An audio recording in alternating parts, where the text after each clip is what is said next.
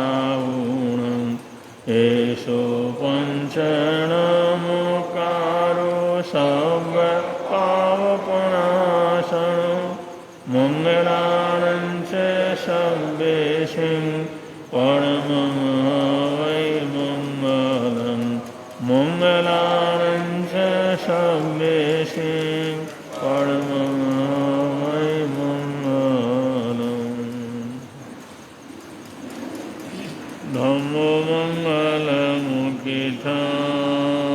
अहिंसा संयमो तवो देवामित्तं नमस्ते यस्य धम्मे संयमो जहादुमसगुफेषु भमरो अव्ययैरसं णयगुफं किलमे सोयपिणे अपयं ये मये समणमुता ये लोये सन्ति साहुणो विहङ्गमवगुफेषु दानवत्ते शरणेरया वयं च वित्तिं लभमो णयको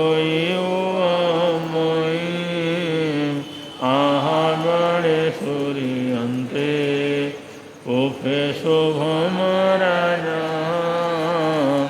मोगारसमबुद्धा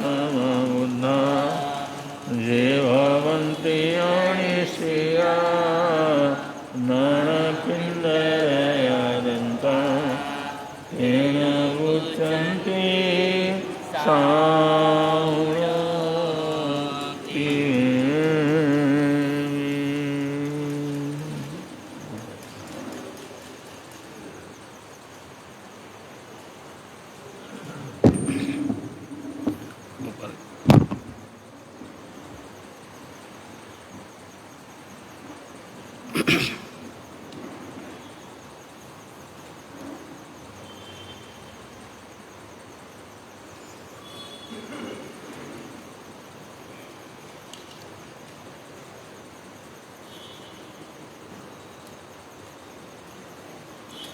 अनंत जीवों की रक्षा भी करना हमें, पाई अनमोल घड़िया लुटाना नहीं। जा रहा है समय घड़ी ये जन्म, जल्दी जल्दी सभी हम तैयारी करें। अपने जीवन के जोहरी स्वयं ही बने, क्या पता फिर ये मौका मिले ना मिले। अपने जीवन के जोहरी स्वयं ही बने, क्या पता फिर ये मौका मिले। पर पदार्थ से परिचय बहुत हो गया, मौका मिल भी गया तो खोना नहीं। जा रहा है समय घड़ी ये जन्म, जल्दी जल्दी सभी हम तैयारी करें। अपने जीवन के जोहरी स्वयं ही बने, क्या पता फिर ये मौका।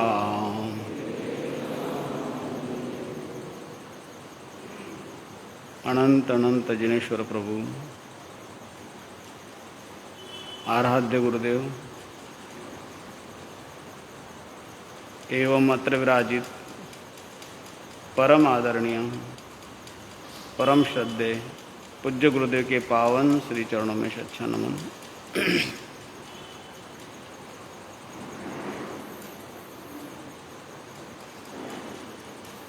एक व्यक्ति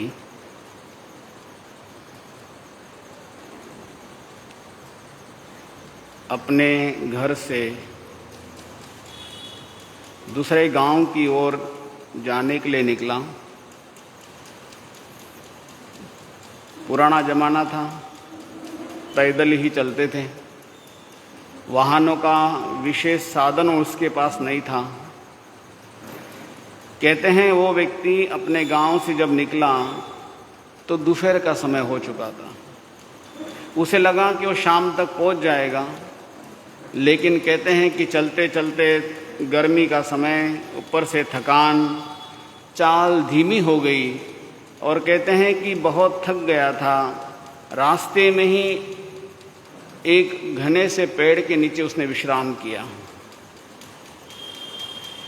हल्के हल्की हवा लगने लगी, शाम का टाइम हो रहा था, थकान बहुत थी और उस थकान की वजह से उसे निद्रा आ गई। कहते हैं कि नींद में व्यक्ति को पता ही नहीं चला कि 1 घंटा बीत गया, 2 घंटा बीत गया।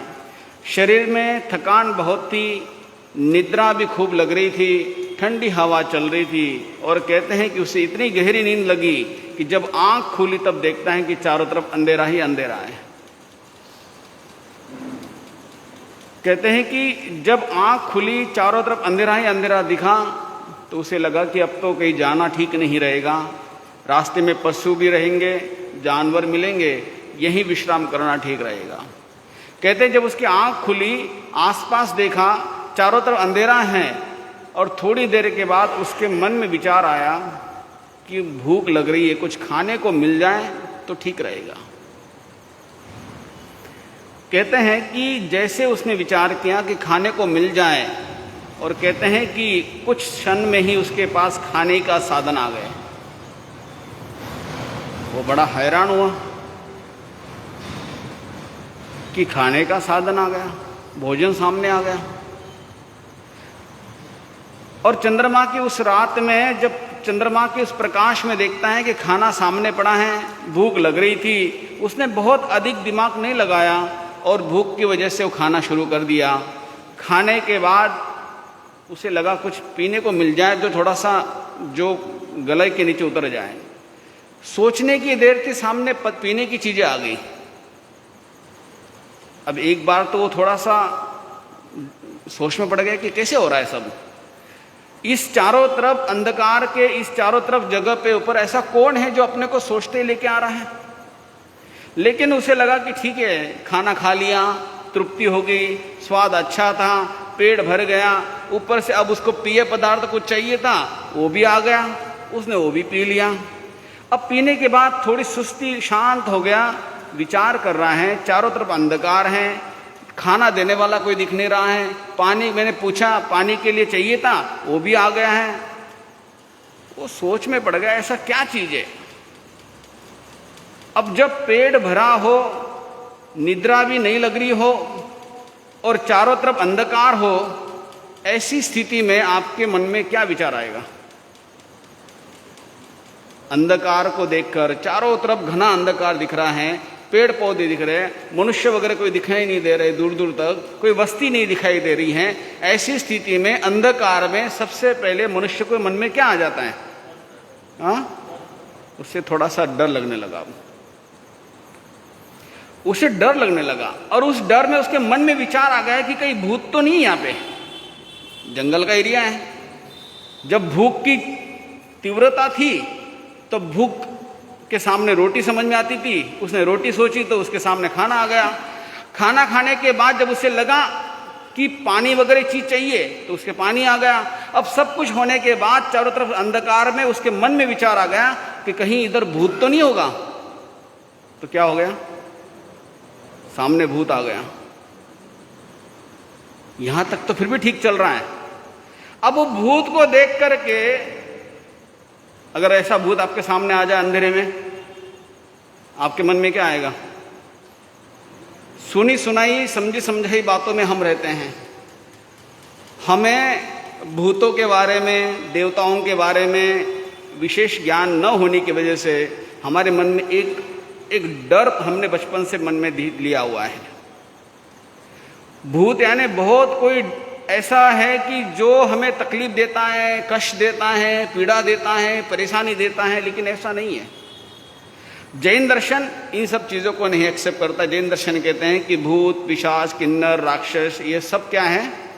ये सब व्यंतर देवी देवता हैं और ये इसी तिरछा लोक में, इसी मध्य लोक में हमारे आसपास विचरण करते रहते हैं। उनके जो स्थान हैं, उनके जो रहने के स्थान हैं, वो इस समतल भूमि से 10 योजन नीचे जाने के बाद बीच के जो 8 योजन हैं, ऊपर का 1 योजन छोड़ के और नीचे का, ऐसे बीच के 8 योजन के बीच में उनके भवन, उनकी जगह बनी हुई है। लेकिन वो विचरण यहां करते हैं। कहते हैं कि जैसे ही उस व्यक्ति को खाना खा लिया, पानी पी लिया, अच्छा अंधकार है, मन में विचार आता है कि कोई भूत ना हो यहाँ पे, और क्या हो गया? सामने भूत आ गया। और ऐसे भूत जैसे विचार किया, उस भूत को देख करके मन में डर आ गया और सबसे पहले मन में विचार कि ये मुझे खाना ले। तो उसने क्या किया? अभी तक विचार किया रोटी मिल जाए तो रोटी आ गई, पानी सोचा पानी आ गया, भूत का सोचा तो भूत सामने आ गया। अब वो सोचता है कि भूत मुझे खाना ले, तो क्या हो गया? भूत ने उसको खा लिया। जिस पेड़ के नीचे बैठा था वो इच्छाधारी पेड़ था, ऐसा कहते हैं। लेकिन इसका निष्कर्ष ये है कि इच्छाधारी पेड़ कहाँ है? कहाँ है? हर एक के पास है। हर एक के पास है क्या? नहीं है। मेरे टोलों के पास तो नहीं होगा कोई इच्छाधारी पेड़, हाँ? हर एक व्यक्ति के बीच में, मस्तिष्क में इच्छाधारी पेड़ बैठा हुआ है। दिन बहुत अच्छा निकल जाता है आपका, शाम बहुत बढ़िया है, सबसे बातें बूतें करने निकल गई, आराम से निकले, रात हो रही है, सोने के लिए मस्त जा रहे हैं, सोचे आज का दिन बहुत अच्छा गया। और उसी समय अगर आपके दिमाग में आ जाए कि अरे एक आधी गाड़ी होनी चाहिए, अब वो हिसाब तो लगा रहा है कि मैं गाड़ी तो अभी ले नहीं पाऊंगा, लेकिन इच्छा ने क्या कर दिया? जन्म ले लिया। अब वो इच्छाधारी पेड़ ने इच्छा पैदा कर दी। अब उस सुबह से लेकर रात तो खराब हो ही रही है, वो अगले दिन से उसी जुगाड़बाजी में लगा हुआ है कि किसी तरीके से कोई जुगाड़ बैठे। अब उसके लिए क्या करेगा वो? उसके लिए वो सारे काम करेगा जो अभी तक नहीं कर पा रहा था। उसके लिए नए नए तरीके ढूंढेगा, नए नए रास्ते ढूंढेगा। एक इच्छाएं खत्म होती है तो नई एक इच्छाएं पैदा करते हम। ये इच्छाधारी पेड़ कब से चलता आ रहा है? अनंत काल से आत्मा के साथ चलता आ रहा है, अनंत काल से। एक वस्तु आप सोचते हैं आज पूरी होती है और अगले दिन के लिए मन में अगर कोई चीज पैदा हो गई, उसका पूरी करने के लिए, उसको प्राप्त करने के लिए, उसको इकट्ठा करने के लिए, उसको आपको चाहिए, इसके लिए आप वो सारे प्रयत्न करते हैं जिसकी आपने कभी कल्पना भी नहीं की होगी। जिन बातों को लेकर, जिन तत्वों को लेकर, जिन सिद्धांतों को लेकर आप दुहाई देते थे, आज उन्हीं सिद्धांतों को, उन्हीं तत्वों को सामने अपने छोड़ करके आप अपनी उन इच्छाओं को पूरी करने लगे रहते हैं, जो इच्छाएं कभी भी सुख देने वाली नहीं बन पाती है। कहते हैं जैसे तालाब होता है, कभी गए होंगे आप तालाब के आसपास, कभी नदी किनारे, कभी खास तौर पे तालाब में। एक अगर कंकड़ डालते हैं तो क्या होती है? एक लहर पैदा होती है, और एक लहर क्या करती है? दूसरी लहर को पैदा करती है, दूसरी लहर तीसरी लहर को पैदा करती है। वो दूर जाकर किनारे पे जाकर क्या हो जाती है? रुक जाती है। अगर किनारा जब तक नहीं मिलेगा तब तक वो लहर क्या होगी? आगे से आगे पैदा होती है। ऐसे ही जीव के लिए किनारा क्या है? मर्यादाएं हैं। किनारा क्या है? मर्यादाएं हैं। वो किनारे अगर नहीं रहेंगे तो ये लहरें निरंतर पैदा होती जाएगी। आज अपने मन में कोई विचार आया, उसी पूरी करने में लगे रहें। कल कुछ और विचार आया, उसको पूरा करने में लगे रहें। आज कुछ और सोच लिया, कल कुछ और सोच लिया, परसों कुछ और सोच लिया। ये जब तक आत्मा में कषाय है तब तक ये विचार कभी खत्म होने वाले नहीं है, इच्छाएं कभी खत्म होने वाली नहीं है। इच्छाओं का क्या करना पड़ता है? परिमाण करना पड़ता है। शब्द समझिए आप।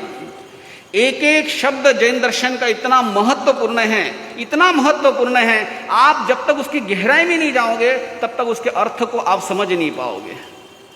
भगवान ने 5वें अनुव्रत को लेकर इतनी बड़ी बात नहीं कही, उन्होंने सिर्फ इतना ही कहा कि 5वें अनुव्रत में प्रवेश करना है, परिग्रह को अगर कम करना है, अपरिग्रह व्रत में अगर प्रवेश करना है तो आपको क्या करना चाहिए, इच्छा परिमाण व्रत, बस इतनी बात कही। यहां 2 शब्दों को हम समझते हैं, एक इच्छा और दूसरी आवश्यकता। एक इच्छा और दूसरी आवश्यकताएं। दुनिया में छोटे से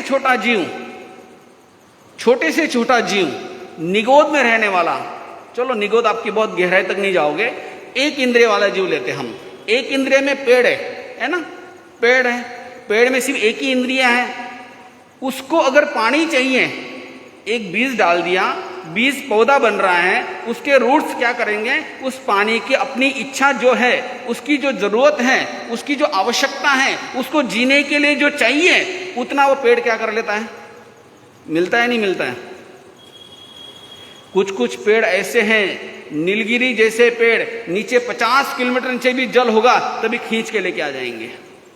मतलब आवश्यकता है तो दुनिया में ऐसा कोई जीव नहीं है जिसकी आवश्यकता क्या नहीं हो रही है, पूरी नहीं हो रही है। ऐसा है एक आधा जीव जिसकी आवश्यकता पूरी नहीं हो रही है। एक इंद्रिय, सिंगल एक इंद्रिय जिसके पास कोई विशेष बोध नहीं है, जिसके पास कोई विशेष जानकारी नहीं है, जिसके पास समझने की, विचार करने की क्षमता नहीं है, जिसके पास बौद्धिक क्षमता नहीं है, जिसके पास इतना विशेष ज्ञान नहीं है, जिसके पास करने के लिए बहुत अधिक इंद्रिय नहीं है, जिसको बहुत अधिक पुरुषार्थ करने के लिए मार्ग नहीं है, सिर्फ एक इंद्रिय जिसके पास है, वो वनस्पति काय का जीव भी अपने उस जड़ों को खींच करके लेके जाके अपने जीने का जितना साधन चाहिए, जितना जल चाहिए, जितनी आवश्यकता चाहिए, उतनी आवश्यकता को भी क्या हो जाती है, उसे प्राप्त हो जाती है। बेंद्रिय का जीव है, तेंद्रिय का जीव है, चौरेंद्र मक्खी मच्छर है, पंचेंद्रिय में आप पशुओं को देख लीजिए, एक भी संसार में कोई पक्षी या कोई पशु विशेष करके अपने पास इकट्ठा करके नहीं रख पाता है। रखने वालों में कौन है, एक चींटियां खास तौर पे, और दूसरे हैं चूहे वगैरह, जो सामान को इकट्ठा कर करके रखते हैं अपने पास सिर्फ। लेकिन दुनिया में बड़े से बड़े पशु को देख लीजिए, वो आज खा लेंगे, अभी खा लेंगे, कल के लिए ऐसा कुछ विशेष संभाल के रखेंगे, ऐसा नहीं होता है। दुनिया में हजारों लाखों करोड़ों अनगिनत ऐसे जीव हैं, उनकी भी आवश्यकता क्या हो जाती है, पूरी हो जाती है। जिन्होंने पूरे संसार को त्याग दिया हो, संसार की वस्तुओं को त्याग दिया हो, जिनके पास साधन नहीं है, जिनके पास वस्तुएं भी बहुत थोड़ी हैं, ऐसे जीवन जीने वाले श्रमण श्रमणियां, ऐसे जीवन जीने वाले साधु संत, ऐसे जीवन जीने वाले गुफाओं में रहने वाले सन्यासी, दूर दूर तक जिनको संभावनाएं नहीं मिलती हैं, ऐसे को भी आवश्यकता क्या हो जाती है, पूरी हो जाती है।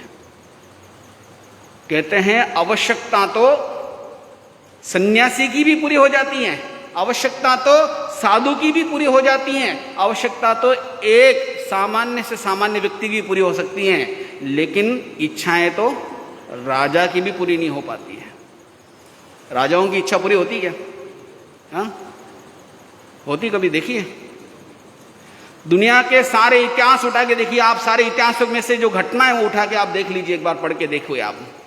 एक भी ऐसा राजा जिसकी इच्छाएं पूरी हो गई ऐसा नहीं मिलता है। चक्रवर्ती को देख लीजिए, 6 खंड का अधिपति,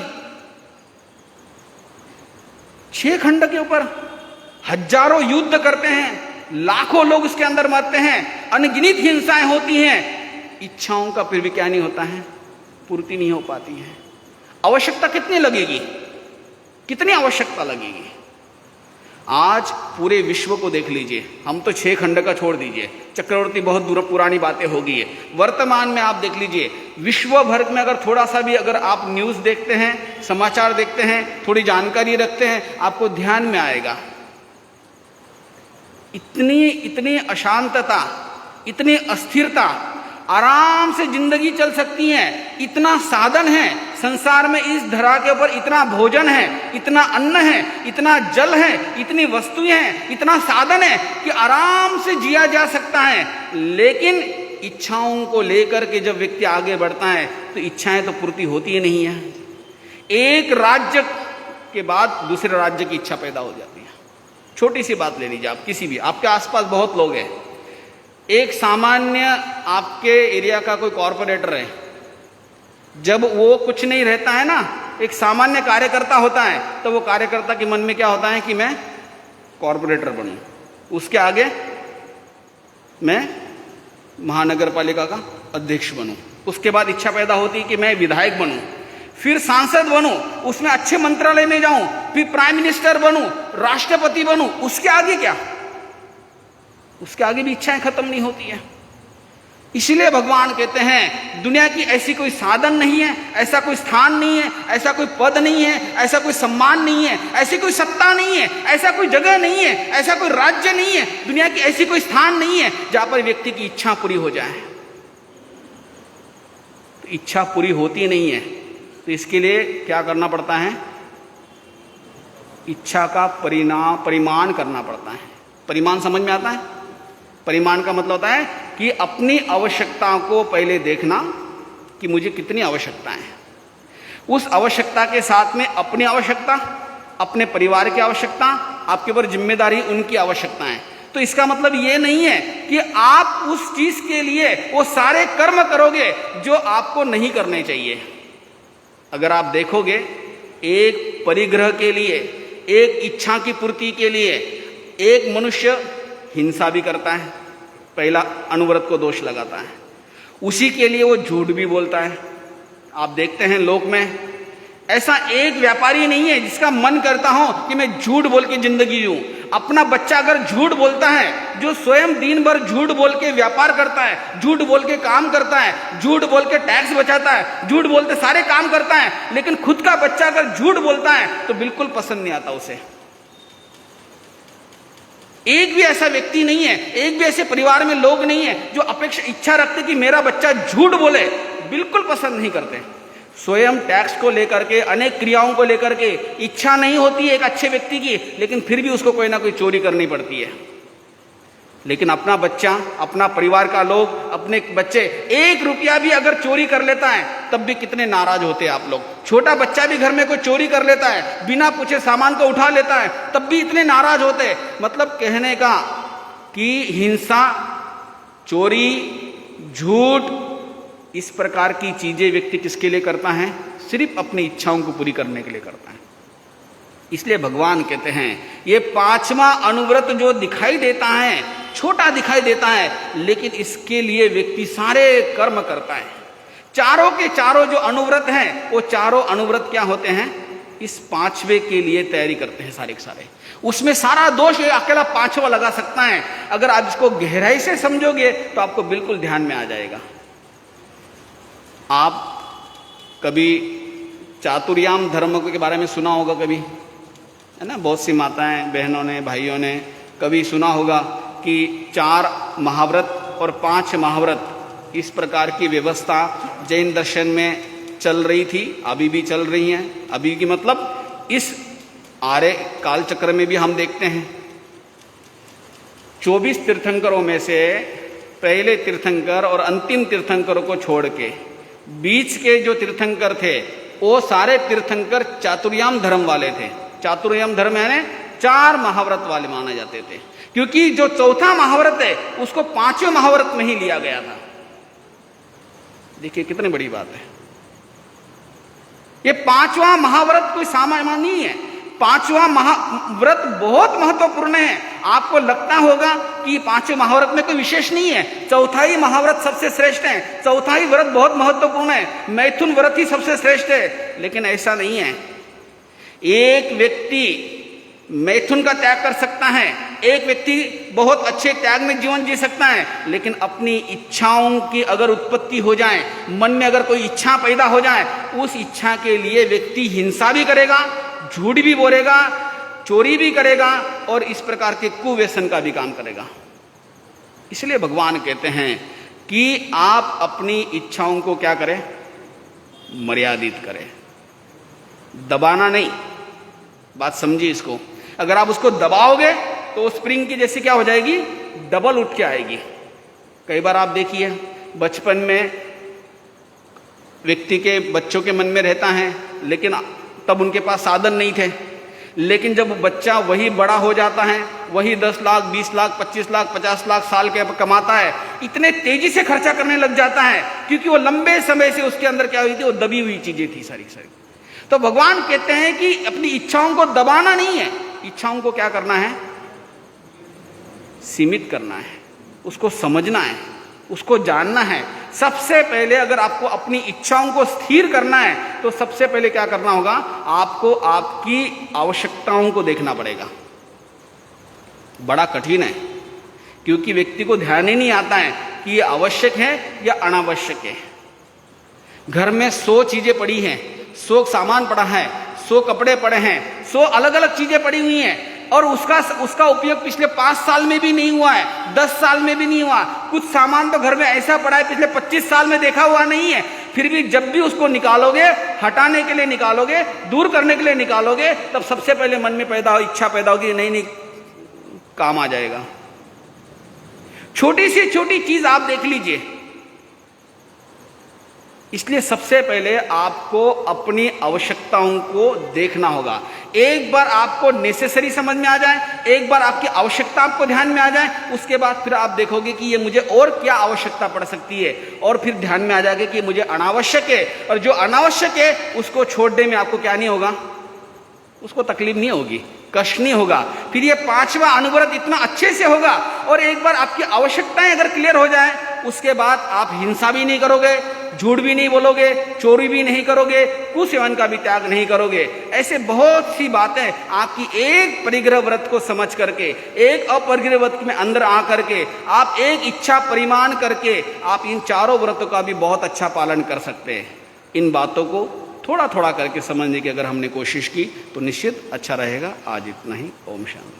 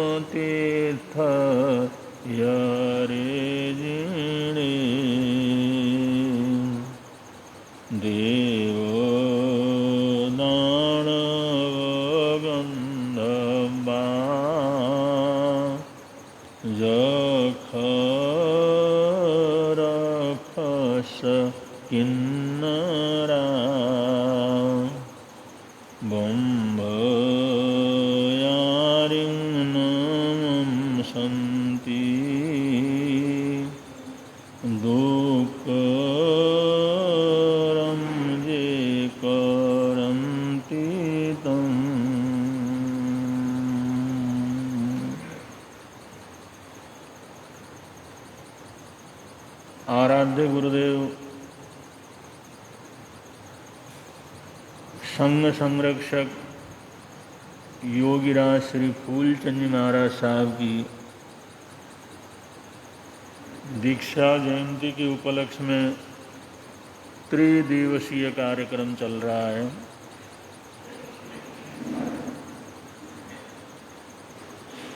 इस उत्सव का पहला दिन सामूहिक महोत्सव के रूप में आप लोगों ने संपन्न किया। आज उनकी दीक्षा तिथि के दिन यहाँ पर सामूहिक रूप से आयमिल महोत्सव रखा गया है। काफ़ी भाई बहन आराध्य संघ संरक्षक बहुसूत्र श्री फूलचंद जी महाराज साहब की स्मृति में उनके प्रति आभार प्रकट करने के लिए, उनके प्रति श्रद्धा सद्भावना प्रस्तुत करने के लिए आयमिल महोत्सव के अंदर भाग लिए हुए हैं। आज गुरुदेव की दीक्षा जयंती के उपलक्ष्य में आयमिल का आयोजन यहाँ पर ठीक 12 बजे स्थितियों के बाद प्रारंभ होगा।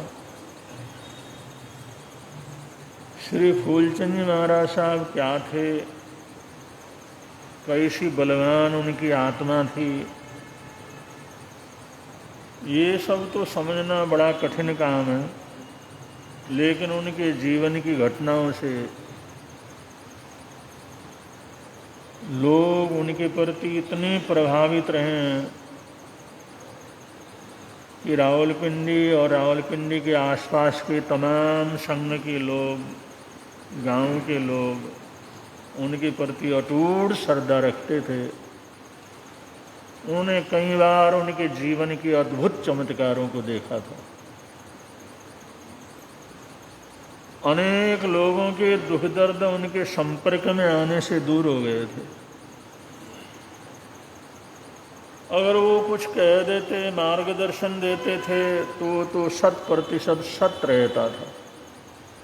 रावलपिंडी की बरादरी, वहाँ के जन जन के मन में उनके प्रति अटूट श्रद्धा थी।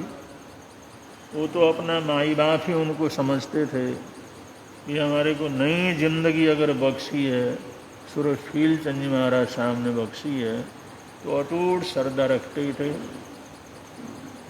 ऐसे ही पंजाब की बड़ी बरादरी, जिनको सियालकोट की बरादरी के नाम से जाना जाता था, सियालकोट और उसके आसपास के लोग भी आराध्य गुरुदेव श्री फूलचंद जी महाराज साहब के प्रति अटूट श्रद्धा रखते थे। उन्होंने उनके संपर्क में रह करके बहुत कुछ देखा था, बहुत कुछ समझा था, बहुत से ऐसे अनुभव किए थे। उस जमाने में जब पश्चिम पंजाब में लुधियाना, अमृतसर की तरफ, जालंधर की तरफ आराध्य गुरुदेव विचरण कर रहे थे, उस समय पूज्य गणावच्छेदक श्री लालचंद जी महाराज साहब का ज़्यादातर सियालकोट के अंदर निवास रहता था। उस इलाके के अंदर बहुत विचरण करते थे और उस इलाके के अंदर जितने भी लोग थे वो सब पूज्य श्री लालचंद जी महाराज साहब के प्रति अटूट श्रद्धा रखते थे। बड़ा भद्रिक जीवन था, त्यागी तपस्वी थे, क्रिया संपन्न संत थे और न मालूम कितने लोगों के दुख दर्द तकलीफ को दूर करने वाले थे। लालचंद जी महाराज साहब के प्रति सियालकोट बरादरी की अटूट श्रद्धा थी, सद्भावना थी। जब वृद्धावस्था के अंदर वहाँ पर थे, बहुत वृद्धावस्था जिनकी हुई, तो रावलपिंडी बरादरी ने विनती की थी, भगवान आप थोड़ा थोड़ा जो भी विचरण करना है करें, लेकिन आपने स्थिरवास करने के लिए या कभी भी कोई तकलीफ हो तो आपने सियालकोट के अंदर ही आना। और जरा सी कहीं कोई बात होते तो सियालकोट की बरादरी पूरी उनके पास पहुंचती थी और वृद्धावस्था के कारण जो थक गए थे तो उस समय वो सियालकोट के अंदर विराजमान थे। उनके शिष्य थे श्री गोकुलचंद जी महाराज साहब। वृद्धावस्था बढ़ी और लालचंद जी महाराज साहब बीमार हो गए और ऐसी तकलीफ़ें हुई और वैद्यों का इलाज वगैरह चलता था। कभी ऐसी तकलीफ़ हो जाती है, तकलीफ़ बढ़ती चली गई, इलाज जैसे करते गए उनकी तकलीफ और ज़्यादा बढ़ती चली गई। संभावपूर्वक उन्होंने स्वीकार किया चलो कर्म दोष है, कर्म बीमारी है, अब ये अवस्था का हिसाब है, जो भी ये संभावपूर्वक सहन करना है। लेकिन गोकुल चंद जी महाराज साहब बड़े परेशान हो गए। उनके अकेले शिष्य थे और वो इतनी लाचारी थी लालचंद जी महाराज साहब को कि कई बार तो कई कई दिन तक बेहोश हो जाते थे। तो उन्होंने पूज्य कांशीराम जी महाराज साहब को सूचना दी। वो दिल्ली में विराजमान थे। इस तरह से लालचंद जी महाराज साहब बहुत तकलीफ में हूँ और मैं अकेला संत यहाँ पर हूँ और उनकी सेवा जैसी होनी चाहिए, मैं अकेला होने के कारण रात दिन की ड्यूटी नहीं दे सकता, बड़ी तकलीफ में हूँ, क्या करना चाहिए। तो आचार्य जी को जिस समय सूचना मिली, आचार्य भगवान ने साफ उनको बतलाया, मैं अभी थोड़ी देर में तुम्हारे को सूचना दे देता हूँ। उन्होंने उस समय अमृतसर में श्री फूलचंद जी महाराज साहब विराजमान थे, खूबचंद जी महाराज साहब विराजमान थे और कहीं और संत भी वहाँ पर विराजमान थे। वहाँ सूचना भिजवाई कि सियालकोट के अंदर लालचंद जी महाराज साहब के हालात बहुत खराब है, इसलिए आप दोनों भाई ये निर्णय कर लो कि जल्दी से जल्दी अगर पहुँच सको हफ्ता 10 दिन में तो उनको सहायता मिलेगी। जिस समय सूचना हुई, सूचना होते ही उन्होंने निर्णय लिया। श्री शांति स्वरूप जी महाराज साहब और फूलचंद जी महाराज साहब ने, शांति स्वरूप जी महाराज साहब कहते थे मैं चला जाता हूँ फटाफट। फूलचंद जी महाराज साहब ने कहा नहीं, तुम यहाँ रहो और मैंने जाना है। तो ऐसा करके फिर फूलचंद जी महाराज साहब का आदेश हुआ, तुम यहीं पर सेवा में रहो और मैं सियालकोट जाता हूँ। और वहाँ से सियालकोट से निकले, वो जाने की बात हो गई। जिस समय सूचना दी और आचार्य को बतला दिया, हम देख लेते हैं। उन्हें कहा हफ्ता 10 दिन में जैसे आराम से आप लोग देख लेना, गर्मी का मौसम है। और उधर जिस समय सूचना करवा दी कि इस तरह से फूलचंद जी महाराज साहब या शांति स्वरूप जी महाराज साहब से कोई न कोई संत तुम्हारी सेवा में हफ्ता 10 दिन तक पहुंच जाएंगे। अब जिस समय थोड़ी होश आया, लालचंद जी महाराज साहब को गोकुलचंद जी महाराज साहब ने बतलाया कि आचार्य भगवान की ऐसी सूचना आई है और वहाँ से या तो शांति स्वरूप जी महाराज साहब या फूलचंद जी महाराज साहब आपकी सेवा में पहुँचने वाले हैं। वो हफ्ता 10 दिन तक पहुँच जाएंगे। उनको बड़ी तसल्ली हुई, बड़ी खुशी हुई। उनको भी बड़ा दुख था, भाई गोकुलचंद अकेला है और अकेले सेवा करना, रात दिन ड्यूटी देना पड़ता है। उनकी आत्मा भी कलपती थी। उनको बड़ी खुशी हुई। वो हफ्ता 10 दिन का वो इंतजार कर रहे थे। तीसरे दिन तो फूलचंद जी महाराज साहब रावलपिंडी जो सियालकोट के अंदर पधार गए। अब जिस समय सूचना लगी, वो उन दोनों संतों को इतनी खुशी हुई, इतनी खुशी हुई। और उस समय लालचंद जी महाराज साहब बेहोशी की स्थिति में थे। गोकुलचंद जी महाराज साहब ने बहुत आभार प्रकट किया, हम तो हफ्ता 10 दिन का इंतजार कर रहे थे, लेकिन आपने तो बड़ी कृपा की। और उनकी आंखों से हर्ष के आंसू बहे। उन्होंने उनको कहा ये तो सेवा का काम है और तकलीफ थी, सूचना मिली तो हम फटाफट क्या करके आ गए। और वहाँ पर जो सेवा में लगे, जिस समय दूसरे दिन उनकी होश आया तो उन्होंने गोकुलचंद जी से पूछा, भाई फूलचंद जी महाराज सामने आना था। उन्होंने कहा आ चुके हैं और वही तो सेवा में है आपके। तो उनको बड़ी खुशी हुई, बड़ी प्रसन्नता हुई। तो विद्वान भी थे, बहुश्रुत थे। जब फूलचंद जी महाराज साहब बड़े शास्त्रज्ञ महापुरुष थे और उनकी प्रसिद्धि भी उत्तर भारत में बहुत थी और इतने विद्वान थे। इसके बावजूद वो ऐसे ग्लान, तकलीफ, परेशानी, उनको तकलीफ इतनी थी। ऐसे समय के अंदर सेवा के लिए जिस समय योग बना तो बहुत जल्दी विहार करके अपने तकलीफ को न देखते हुए सियालकोट के अंदर पधारे और रात दिन करके उन्होंने उनकी सेवा करना प्रारंभ किया। और जैसे जैसे थोड़े ठीक होते चले गए, दुनिया भर के लोग भी वहाँ पर पहुँचने लगे। इधर सारी जिम्मेदारी उन्होंने ली। रात दिन ड्यूटी देना पड़ता था। गोकुलचंद जी महाराज साहब थे, वो थे। धीरे धीरे वो जो ठीक हो गए और ठीक होने के बाद बड़ी खुशी हुई, बड़ी प्रसन्नता हुई। प्रवचन की श्रृंखला वहाँ पर चलने लगी।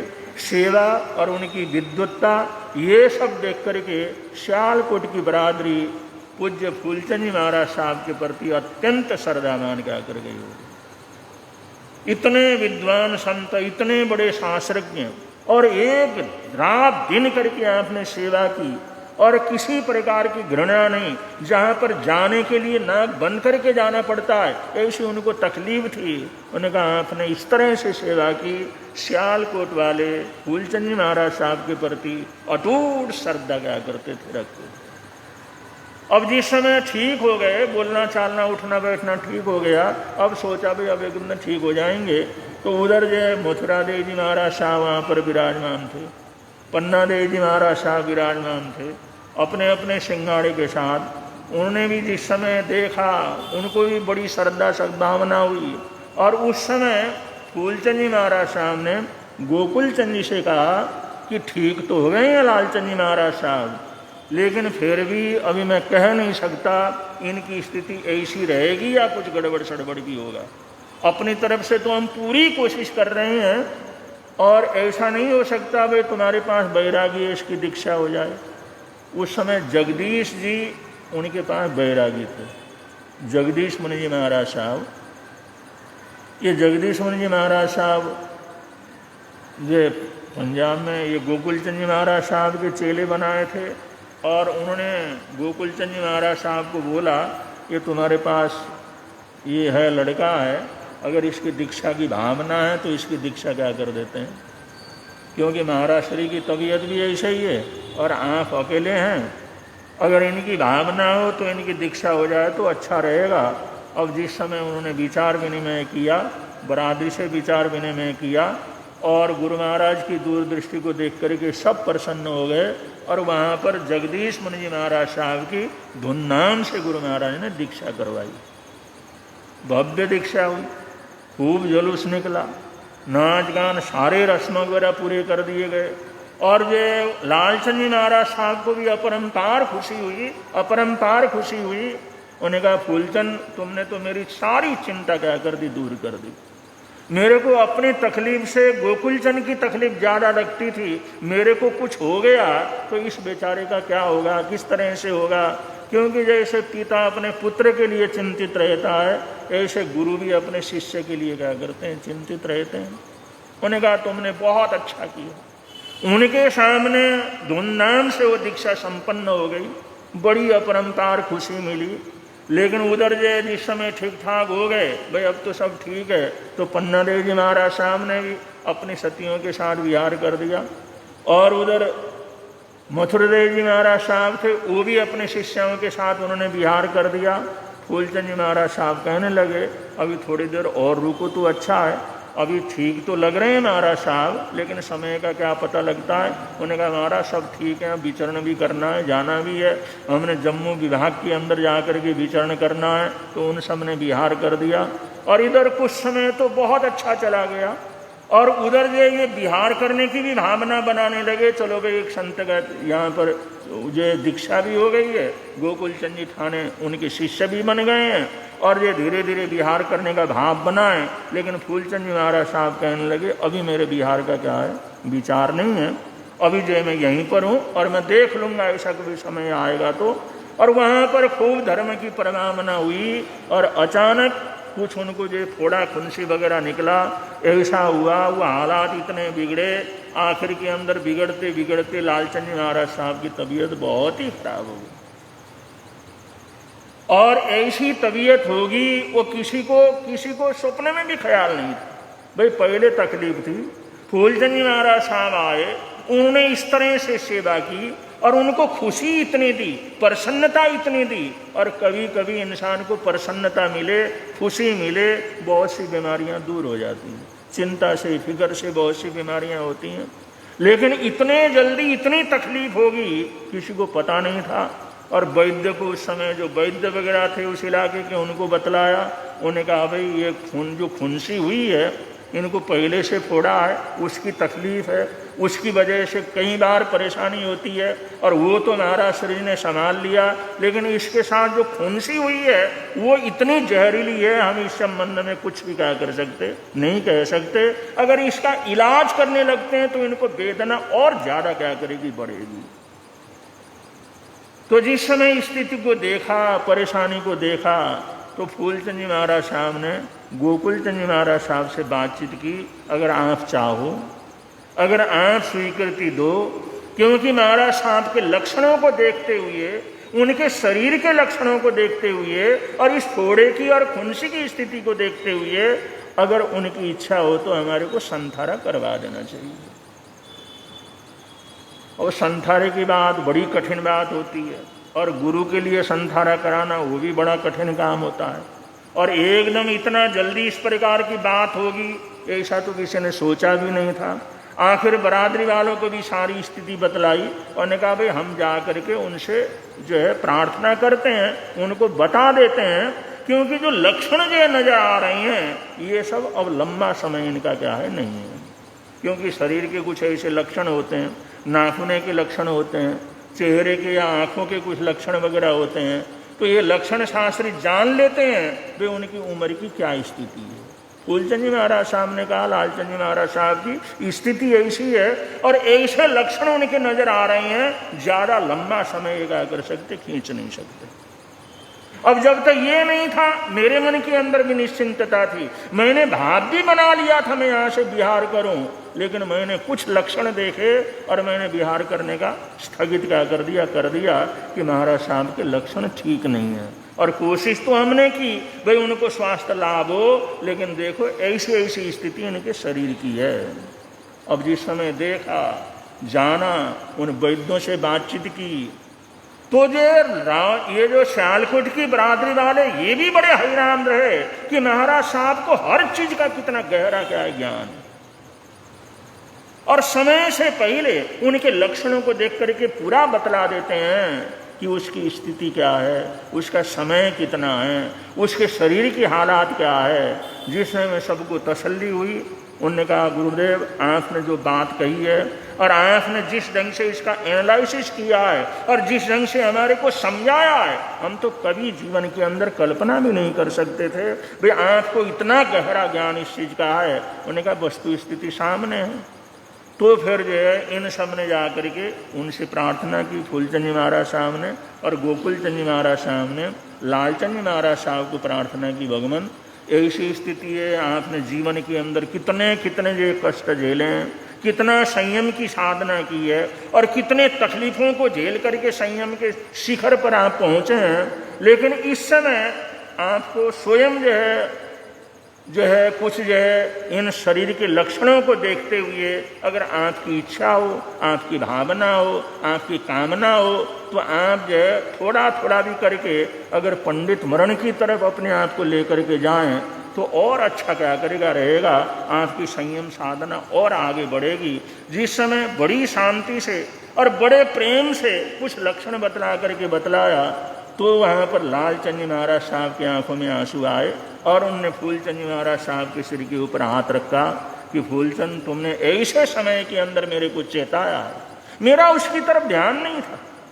ये जो तुमने बात बताई है मैं जानता हूं, मेरे को पता है ऐसे लक्षण होने के बाद आदमी टिकता नहीं है, लेकिन मेरा उसकी तरफ बिल्कुल ही ध्यान नहीं था, बिल्कुल ही मेरा ध्यान नहीं था। लेकिन आपने जिस ढंग से मेरे को चेताया है, मेरे को सावधान किया है, मैं जन्मों जन्म भी तुम्हारा उपकार क्या कर सकता, भूल नहीं सकता। और आपने बिल्कुल सही तरीके से सही ढंग से आपने जो इस प्रकार से जो इस चीज को पहचाना और मैंने जो ज्ञान प्राप्त किया हुआ है, इस समय मेरे को सावधानी नहीं थी, मैं सोच नहीं पा रहा था ऐसी स्थिति होगी, लेकिन आपने मुझे सावधान किया, बरादरी वालों को बुला करके क्या करो तो बतला दो। और मैंने तो अब जो है तो मैंने लेना ही लेना है, संथारा ग्रहण करना ही करना है। तो फूलचंद जी महाराज साहब ने बतलाया, बरादरी वालों से सबसे बातचीत हो गई है, गोकुलचंद जी महाराज साहब से पूरी बातचीत हो गई है, और आपकी आत्मा को साता हो वही काम हमने क्या करना है कर लेना।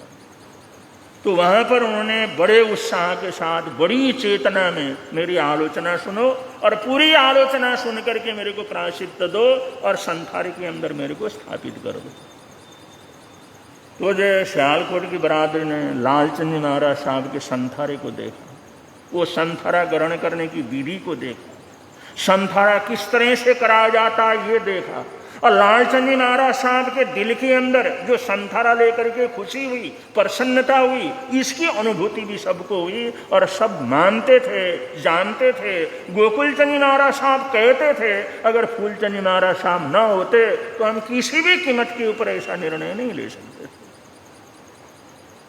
एक तो परिवार में अकेले संत रह जाते, उनको दो किया, उनकी दीक्षा करके गोकुलचंद जी महाराज साहब का शिष्य बनाया। और इधर जो लालचंद जी महाराज साहब को संथारा दिलवाया और वो भी बड़ी खुशी खुशी प्रसन्नता के वातावरण में। और 12-15 घंटे के अंदर तो उनका संथारा सीज गया था।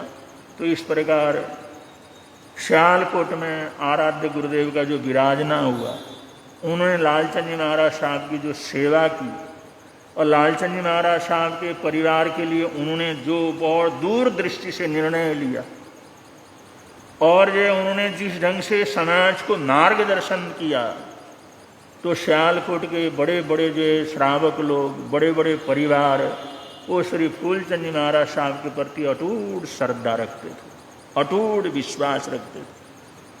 और उस इलाके के अंदर विचरण किया, न मालूम कितने लोग उनके संपर्क में आए और कितने लोगों ने प्रत्यक्ष के अंदर देखा कि फूलचंद जी महाराज साहब का बोलना कितना सार्थक रहता है, उनका सजेशन, उनकी सलाह कितनी सटीक रहती है। और वो हर किसी को ऐसी सटीक सलाह देते हैं कि अगला उसको पता ही नहीं होता, लेकिन वो कुछ उनको पता क्या करता रहता है। बड़ी श्रद्धा भक्ति, बड़ी सद्भावना फूलचंद जी महाराज साहब के प्रति क्या करते थे, रखते थे। तो बंधु, श्री फूलचंद जी महाराज साहब अपने आप में बड़े दिव्य पुरुष थे, बड़े भागवान पुरुष थे। अगर गुरुदेव प्रवर्तक श्री शांति स्वरूप जी महाराज साहब को दीक्षा के लिए तैयार किया तो फूलचंद जी महाराज साहब ने किया। उनके उद्बोधन के बाद ही उसका जीवन बिल्कुल बदल गया। वरना गुरु महाराज दिल्ली के अंदर महावीर विश्वविद्यालय के अंदर पढ़ते थे। वहाँ कुछ वातावरण ऐसा होने के कारण पूज्य कांशीराम जी महाराज साहब ने उनको वहाँ से निकाल करके लाहौर के लिए रवाना किया कि तुम लाहौर जाओ और वहाँ पर परीक्षा 2 महीने के बाद परीक्षा होने वाली है और वहाँ जा कर के परीक्षा की तैयारी करो। मैं नहीं चाहता यहाँ का जो विश्वविद्यालय का वातावरण है ये खराब है, इसके अंदर राजनीति चल रही है, इस राजनीति के अंदर तुमने पढ़ना नहीं, तुम यहाँ से चले जाओ। तो उनके आदेश से जिस समय निकले तो उन्होंने कहा जाते जाते तुम्हारे पिताजी महाराज और तुम्हारे भाई महाराज बीच में उनके दर्शन करते हुए जा सकते। तो जिस समय वहाँ पर पहुँचे तो गुरु निहाल चंद जी महाराज साहब ने कहा भाई तू आया है, लाहौर जाना है, तू तो बड़ा बुद्धिमान है, सारे पाठ तो तेरे को याद ही है, सारा तो पढ़ाई हुआ है, होशियार बच्चा है, हमारे साथ रहे और हमारे साथ रहे, जिस समय परीक्षा का समय हो चले जाना। तो गुरु महाराज ने कहा, शांति स्वरूप महाराज साहब ने उस समय कहा गुरु महाराज बात तो आपकी ठीक है, मैं तो तैयारी कर लूँगा, वैसे सारी तैयारी है, लेकिन आपके पास रहूँगा ना तो लोग कहेंगे ये बैरागी है। अगर किसी ने मेरे को बैरागी कह दिया तो फिर मेरी जूती उसका सिर रहेगा। मैं उस चीज़ को सहन नहीं कर सकता, क्योंकि जो मेरे पिताजी भी जो संसार छोड़ करके जो हो गए, बड़े भाई ने भी छोड़ दिया, हमारी कुल परंपरा चलाने वाला तो कोई है ही नहीं, और मेरी की दीक्षा की तो बिल्कुल ही भावना नहीं है। और लेकिन आपके पास रहूँगा तो लोग कहेंगे देखो बैरागी है, दीक्षा ले लेगा, और किसी ने पूछा कुछ किया तो फिर जो है वो कुछ भी हो सकता है, इसलिए आपके पास रहना ठीक नहीं है।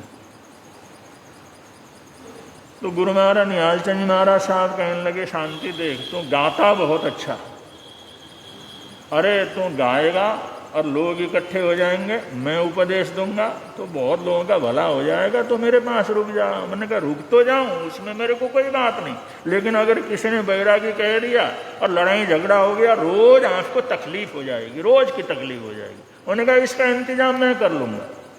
तो कोई भी भूल करके तेरे को बैरागी नहीं कहेगा, भाई ये बात मेरी जिम्मेदारी हुई।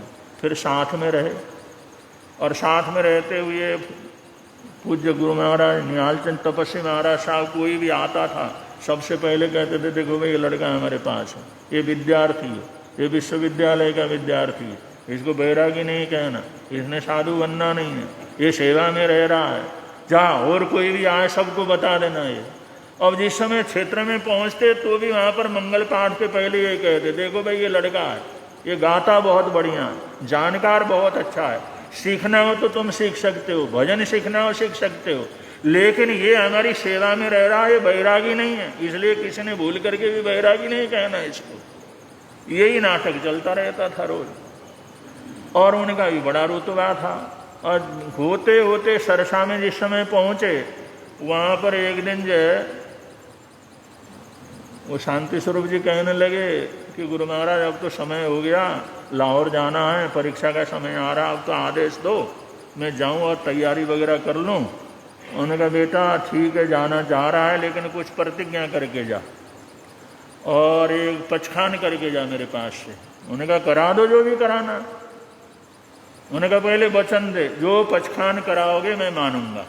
उन्होंने कहा मैंने कभी नहीं माना। अरे जब जब भी मैं आया, जो जो सामायिक का, प्रार्थना का, जो भी कहा आपकी जा मैं करता रहा, इसमें कौन सी बात है वचन देने की? नहीं नहीं पहले वचन दे दे, जो मैं कहूंगा वो मानेगा। वचन देने वाली क्या बात हो गई भाई? वचन देने वाली क्या बात हो गई? उन्होंने कहा चलो मैं वचन देता हूँ। उन्होंने कहा 3 बार वचन दे कि जो आप कहोगे वो मानूंगा, 3 बार वचन दे, वो पचखान करके जाना। अगर 3 बार वचन देगा तो मैं तेरे को बतलाऊं जो पचखान देना। उन्होंने कहा चलो 3 बार मैं ले लेता हूँ, 3 बार ले लेता हूँ, वचन देता हूँ, आप बताओ क्या करना। तो उन्होंने कहा अरिहंत भगवान की साक्षी से परीक्षा के बाद जल्दी से जल्दी आकर के उन्होंने जैन साधु बनना, दीक्षा लेना।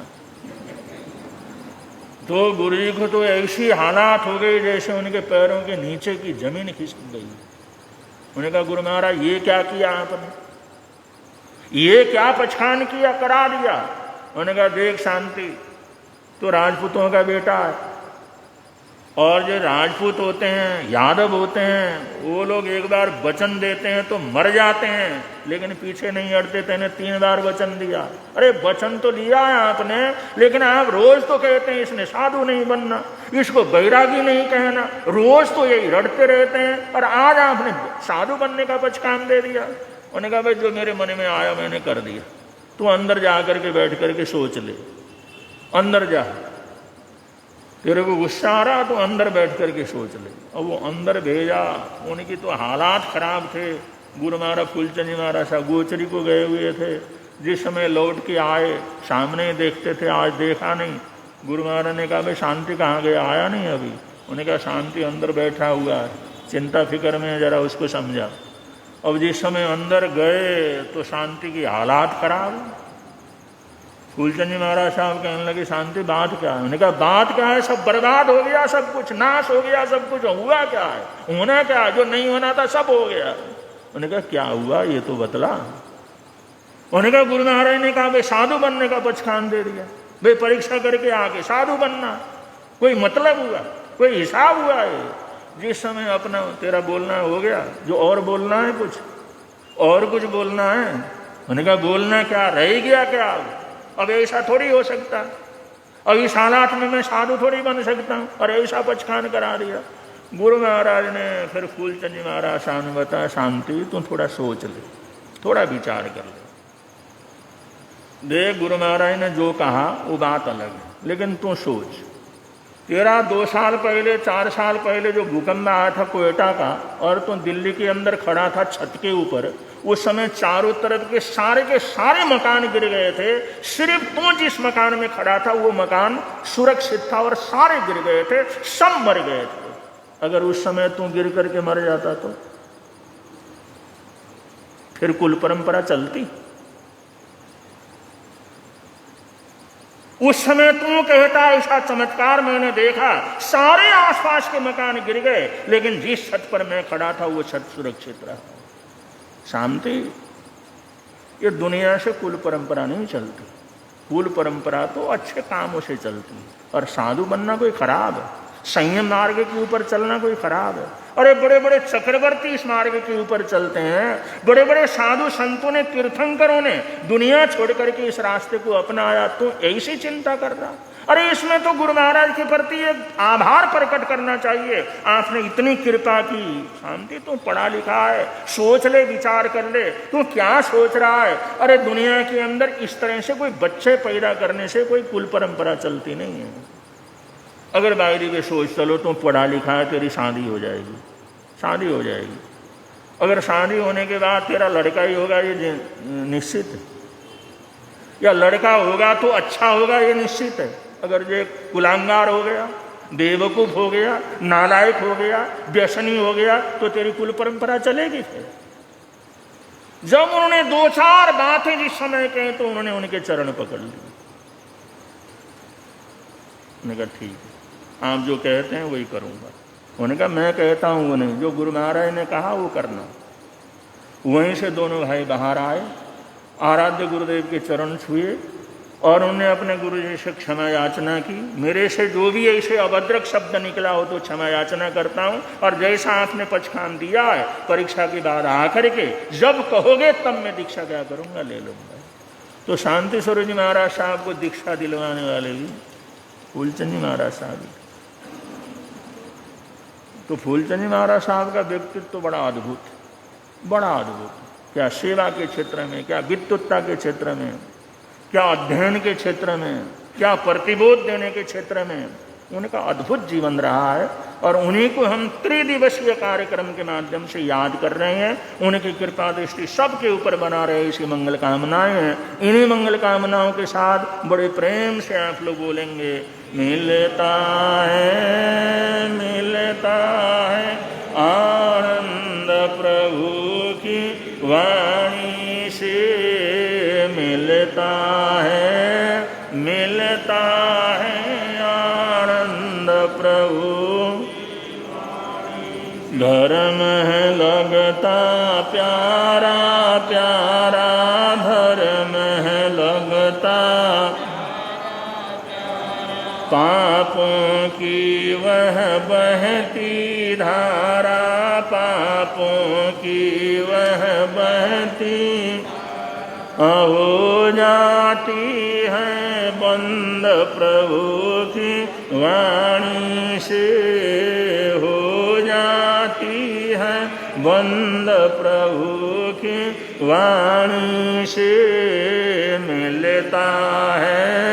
मिलता है आनंद प्रभु की वाणी से, मिलता है आनंद प्रभु। आज हमारी धर्मसभा में बहुत